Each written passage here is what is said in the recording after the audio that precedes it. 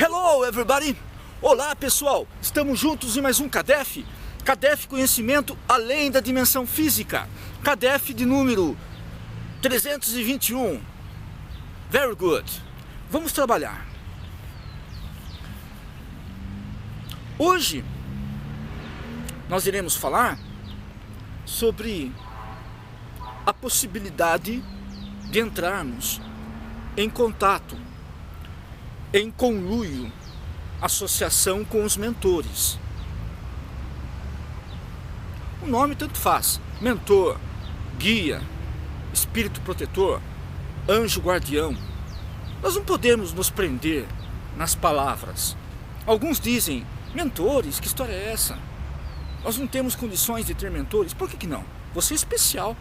Você é tão especial como Chico Xavier, como Divaldo Pereira Franco, como Buda, como Forri, Lao Tzu, Zoroastro, Osho.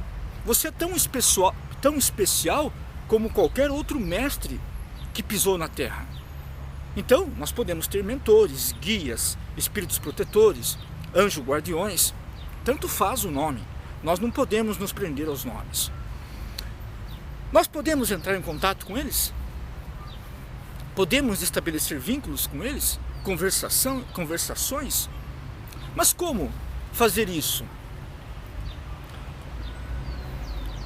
Allan Kardec, o gênio Allan Kardec, em seu primeiro livro, Livro dos Espíritos, publicado em 1857, de 18 de abril, ele diz na questão 489 e seguintes dos nossos mentores, nossos guias, que estão nos auxiliando o tempo todo, a qualquer momento. Eles estão ao nosso lado, eles estão nos influenciando. Inclusive na questão, os espíritos estão aqui nos intuindo, na questão 459, é isso? Questão 459, os espíritos exercem influência em nossos pensamentos e atos? Sim, muito mais do que podeis imaginar, e muitas vezes são eles que vos dirigem. Questão 459. Então, nós estamos cercados pelos espíritos amigos, nós estamos cercados por inteligências extracorpóreas, porque quando nós tombamos, quando nós morremos graças à morte, nós nos libertamos deste jugo, desta veste biológica, porque a morte, ela não existe. O que há é uma alteração, uma transformação. Nós morremos biologicamente. Na verdade, nem é uma morte, é uma transformação, é uma mutação. Passa-se por uma mudança. Nós entregamos à Mãe Natureza as nossas vestes, mas o espírito jamais morre. Então o que acontece? Nós podemos evocar os espíritos que também não morreram, que são os nossos mentores? Claro que sim. Nós podemos fazer isso quando estamos compenetrados. Mas como assim compenetrados? Em silêncio, sobretudo, em meditação. Então, se você quer se aproximar do seu espírito protetor, do seu mentor, do seu guia, do seu amparador, tanto faz o nome, se você quer se aproximar dele, você faz isso através do silêncio. Mas não o silêncio das palavras. O silêncio das palavras não significa muita coisa para o espírito. É o silêncio construtivo, é o silêncio divino, o silêncio de Deus. Por isso que você chega a uma casa espírita, está escrita lá, em algum lugar qualquer, o silêncio é uma prece. Que silêncio é esse? É o silêncio emocional, é vibrar positivamente. Então, quando você está em silêncio espiritual, o silêncio construtivo, você estabelece vínculos, pontes, links com o seu mentor. E você acaba travando conversações. Você pode até fazer perguntas. E as perguntas chegam até você, na sua consciência. No começo, você pode ter dúvidas. Peraí, será que não é eu que estou respondendo? Será que esses pensamentos não são meus? No começo gera dúvidas. Mas ao longo do tempo, você fazendo este exercício, esta técnica, você vai aprimorando e vai estabelecendo diferenciação, vai discriminando. Bom, isso aqui é meu, isso aqui não é. Você vai fazendo acepções, vai fazendo separações importantes para realmente separar o que é seu e o que não é. Porque a maioria das vezes são influências dos espíritos. Então eles chegam até você e falam. Geralmente o mentor, você não quer o mentor? Então você vai ter que invocá-lo. a evocação. Inclusive, mais uma vez, começa a falar, os espíritos vão nos intuindo. A evocação, livro dos médiuns, que é o segundo livro das bases de Allan Kardec, do gênio Allan Kardec, o gênio lyonês, o mestre de Lyon. Então, o seu segundo livro, o livro dos médiuns, publicado em 1861, nós vemos capítulo 25, é isso? É? Capítulo 25? O pessoal vai pesquisar lá, se estiver errado, vamos brigar com os espíritos. Capítulo 25, da evocação. Então temos que dar uma olhada nessa questão da evocação. Mas o que é evocação? Evocação você faz isso a qualquer momento. Você pode evocar espíritos desencarnados ou pode evocar encarnados, através da mente. Inclusive, eu já fui evocado por encarnados. Pessoas que queriam a minha presença fora no plano astral me evocaram e eu fui atender. Houve esta possibilidade e eu cheguei até lá. Isso aconteceu, isso acontece. Nós evocamos pessoas. Não tem pessoas que dizem, nossa, eu estava pensando em você, e você estava pensando na pessoa, porque você fez uma evocação. Evocação não é um ritual, ficar evocando ritualisticamente, não. Através das emoções, através do pensamento, começa a lembrar da pessoa, você está evocando a pessoa. Não temos, por exemplo, a questão quando você termina seu relacionamento e você não para de pensar na pessoa, o pensamento torna-se obsessivo, na verdade é uma evocação.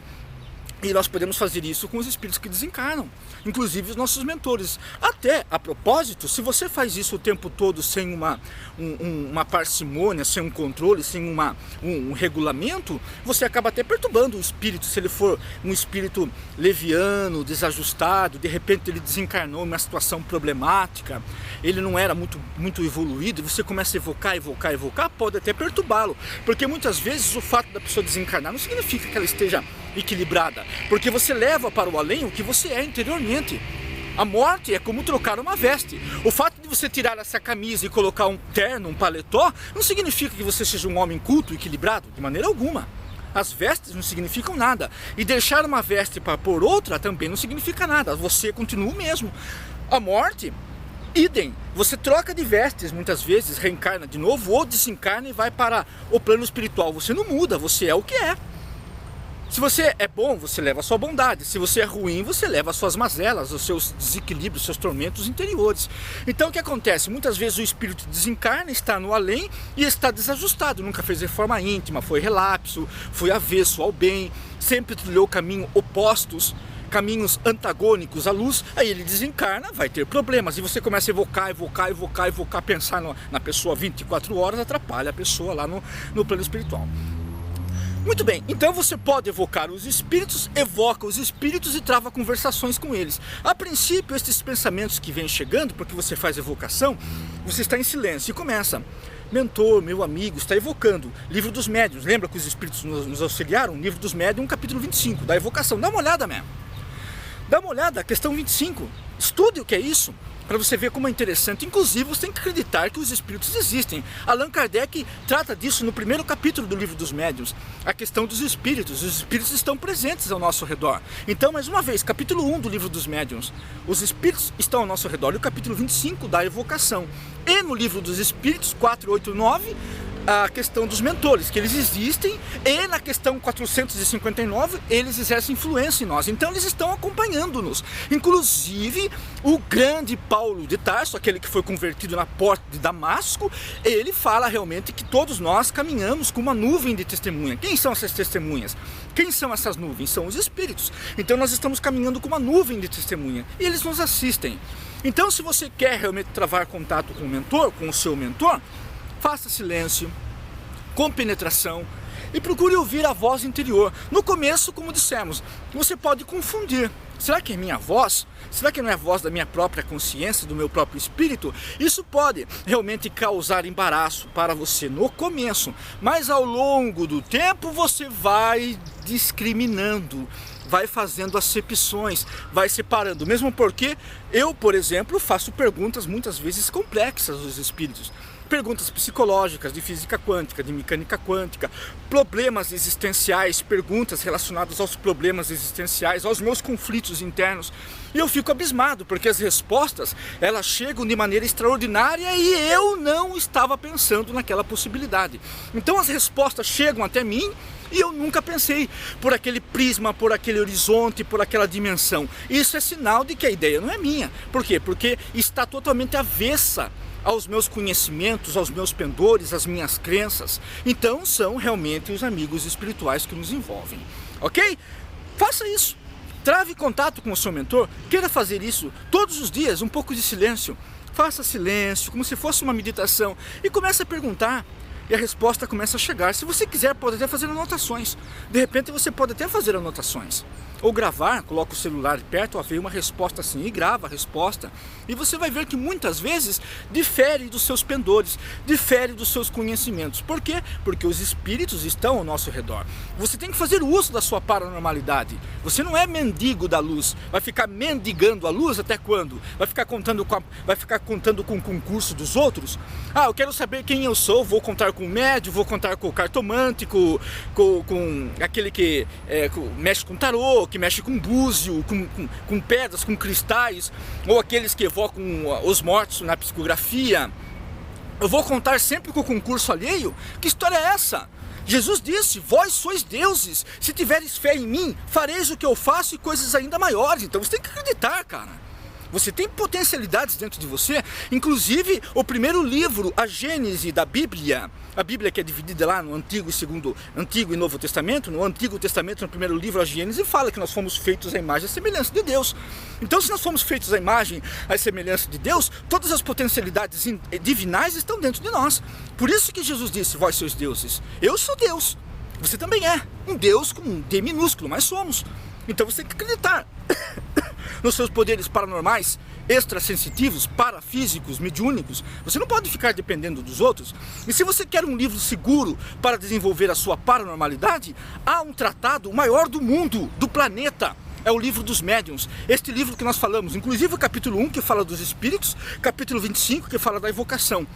São compostos, na verdade, de 32 capítulos. Este livro é composto por 32 capítulos geniais, extraordinários. Desenvolver psicografia, psicofonia, clarividência, clareaudiência, vidência, audiência, sim, pressentimentos, a viagem astral, sim, que ele chamou de desdobramento, inclusive no livro dos Espíritos, questão 400 e seguintes, o livro dos Espíritos fala sobre o desdobramento, que é a viagem astral, porque Kardec abordou todos esses assuntos, inclusive o livro dos Espíritos, não só dos Espíritos, livro dos Espíritos, livro dos Médiuns, Evangelho segundo o Espiritismo, Céu e Inferno, a Gênese, tem rastros claros de física quântica. Inclusive o capítulo 6, ó, os Espíritos chegando, os Espíritos hoje querem trabalhar mesmo. Capítulo 6, o último livro das bases de Allan Kardec, porque são 5 livros extraordinários, 5 livros. O último livro, a Gênese, capítulo 6, Uranografia Geral. Na Uranografia Geral, o espírito Galileu, Kardec evocou o espírito Galileu, Galileu Galilei. Sim, Galileu Galilei, o grande astrônomo. Kardec evocou Galileu Galilei, Galileu Galilei traça concepções acerca do universo, da matéria, do movimento, da gravidade, da matéria primeva, a primeira matéria do universo, fala sobre o éter, fala sobre o prana com outra linguagem, que é o éter, o prana, o éter, quase a mesma coisa, com traços claros de física quântica.